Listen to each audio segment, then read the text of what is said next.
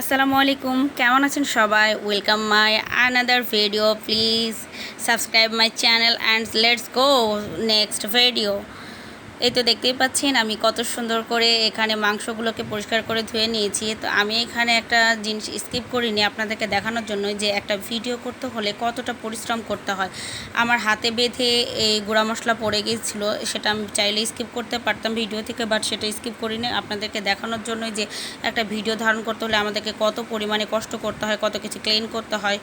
যাই হোক, তো এই যারা ভিডিও করে তারা অবশ্যই জানে কতটা পরিশ্রম একটা ভিডিওর পেছনে, অথচ সেই ভিডিওটাকে মাত্র 4-5 মিনিটে আপনাদেরকে দেখানো হয়, অথচ আপনারা কেউ সাবস্ক্রাইব করেন না। প্লিজ দয়া করে সাবস্ক্রাইব করে দিবেন আমার চ্যানেলটা।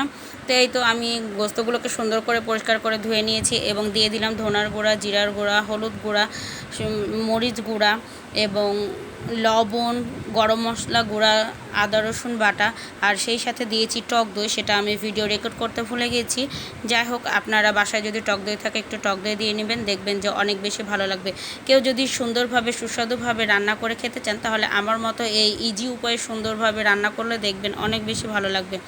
আমার কাছে মনে হয় যে রান্না এক ধরনের আর্ট, আর আমি রান্না করব সেটা যদি কারো পছন্দ না হয়, তাহলে আমি কষ্ট করে রান্না করে আমার লাভ কী বলেন? শুধু কষ্টটাই বৃথা। তাই একটু সুন্দর করে ইজিভাবে রান্না করে কাউকে খাওয়ানোর পরে সে যদি বলে রান্নাটা অনেক সুন্দর হয়েছে, তাহলে তো মনটাই ভরে যায়। এর চেয়ে বেশি কিছু আর প্রয়োজন হয় না। তাই আপনাদেরকে ইজিভাবে সুন্দর একটা রেসিপি আমি দিচ্ছি, সেটা আপনারা বাসায় ট্রাই করে দেখবেন, অবশ্যই দেখবেন অনেক বেশি সুন্দর হয়েছে। আমি গোস্তটাকে সুন্দর করে ম্যারিনেশন করে 1 ঘন্টার জন্য রেখে দিব।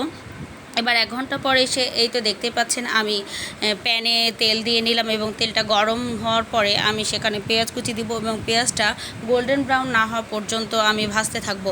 কেননা গোল্ডেন ব্রাউন হওয়ার পরে ওটার যে স্মেল থাকে এবং সুন্দর একটা ফ্লেভার থাকে, আমার কাছে খুবই বেশি ভালো লাগে, সেই সাথে রান্নাটাও অনেক বেশি সুন্দর হয়। তো এতে দেখতে পাচ্ছেন আমি পেঁয়াজগুলোকে একটু মোটা করে কেটে নিয়েছি এবং কতগুলো পেঁয়াজ নিয়েছি। এইভাবে একটু বেশি পেঁয়াজ দিবেন, দেখবেন যে রান্নাটা অনেক বেশি ভালো হবে। তো ঘরে থাকা উপকরণগুলো দিয়ে সুন্দরভাবে আপনি সুস্বাদুভাবে এইভাবে রান্না করতে পারেন। তো দেখতে পাচ্ছেন আমি এখানে এলাচ, দারচিনি, তারপরে হয়তো তেজপাতা এগুলো দিয়ে নিলাম। তো এই গরম মশলাগুলো সাধারণত সবারই চেনা আছে। এইভাবে একটু প্রসেসিং করে রান্না করবেন, দেখবেন আপনার খাবারটা অসম্ভব সুন্দর হবে। কেউ কখনো খারাপ বলবে না, খেয়ে সবাই আপনার প্রশংসা করবে, বলবে আপনার আঙুল চেটে খাওয়ার ইচ্ছে হচ্ছে। তো যাই হোক, আমাকে সবাই বলেছে যে আসলে গোস্তটা অনেক বেশি সুন্দর হয়েছে রান্না। বাসায় যেহেতু গেস্ট আসবে, তাই আমি ভাবলাম যে আগে থেকে আমি যদি সব কিছু রেডি করে রাখি, তাহলে সেগুলো ওভেনে গরম করলেই হয়ে যাবে, আমার একটু কাজটা কমবে এবং সময়টাও বাঁচবে। তার জন্য আমি আগের দিন রাত্রেই সুন্দর করে খাবারগুলো তৈরি করতে শুরু করে দিয়েছি। যেহেতু গেস্ট আসলে অনেক বেশি তাড়া থাকে, তাদেরকে একটু সময় দিতে হয়, একটু গল্প করা হয় না, যার জন্য আমি মনে করি যে আগের দিন একটু কিছু কাজ এগিয়ে রাখলে অনেক বেশি ভালো হয়। যেই রান্নাগুলো অন্তত আগের দিন করে রাখলে ভালো হবে সেগুলো, তাছাড়া সব রান্না কিন্তু বাসি খাবার ভালো লাগে না। তাই আমি এই গোস্তটাকেই শুধুমাত্র রান্না করে রাখছিলাম। গোস্তটা যত বেশি আগে রান্না হবে, যত বেশি আপনি ভাজবেন, ততটা বেশি সুস্বাদু হবে। তো দেখতেই পাচ্ছেন আমি এখানে অনেক সুন্দর করে গোস্তটাকে কষিয়ে নিয়েছি। অনেক সুন্দর করে কষানোর পরে কিন্তু এটাতে আমি আরও কিছু ইনগ্রেডিয়েন্টস দিব এবং একটু পানি দিব।